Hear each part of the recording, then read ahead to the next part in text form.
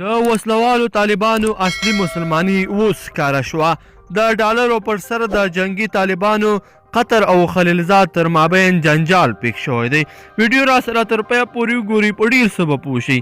ګرانو لیدونکو السلام علیکم.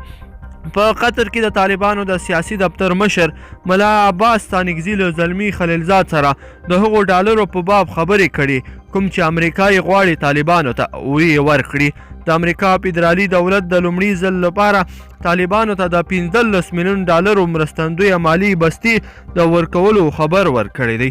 دغه 15 میلیون ډالر چې له څه نه څه 2.5 میلیونو پاکستاني روپیو سره برابریږي، دا به د طالبانو د سولې او سیاسي بهیر پر لګښتونو ولګول شي. قطر کې د طالبانو شورا ویلي چې دا پیسې به په جنگي مسایلو نه لګوي او دا د امریکې یو له شرطونو څخه دی.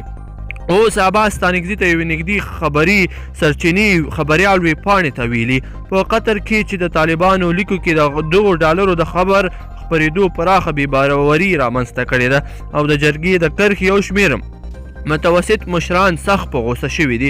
د سرچینې په خبره چې عباس ستانکزي د امریکا دولت له لوري د دغې مرستندوی ډاګیزې کېدو او د طالبانو په لیکو کې د دغو ستونزو د راټوکېدو سره سم زلمي خلیلزاد ته ټلیفون کړی دی چې دا مسله باید پټه وساتل شي، ځکه په دغو حساسو شرایطو کې د سولې خبرې حتما زیانمنولی شي.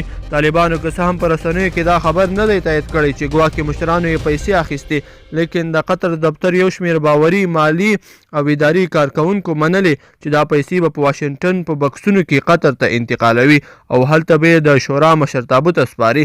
دا به لومړی ځل وي چې طالبان له امریکې نغدي مالي امکانات ترلاسه کوي، لیکن د افغانستان یو بل سیاستوال او پخواني ولسمشر حمید کرزي هم له ایرانه څو کاله دمخه په بکسونو کې پیسې اخیستې وي.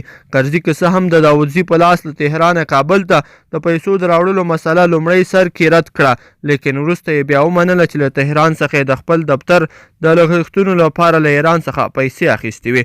د امریکایي حکومت طالبانو ته د 15 میلیون ډالرو د ورکړې بسته به عاید کانګرس هم تایید کړي. که چېرته کانګرس دغه پیسې تایید کړي بیا به نو په نیغه طالب مشران ته په قطر هېواد کې وسپارل شي. ګرانو لیدونکو په دې هیله چې ویډیو به مو سره تر پایه پورې کتلې، چېرې مو ویډیو خوښې شوي نو حتما یې د سره لایک کړئ او نورو دوستانو سره یې هم شریکه کړئ. مننه.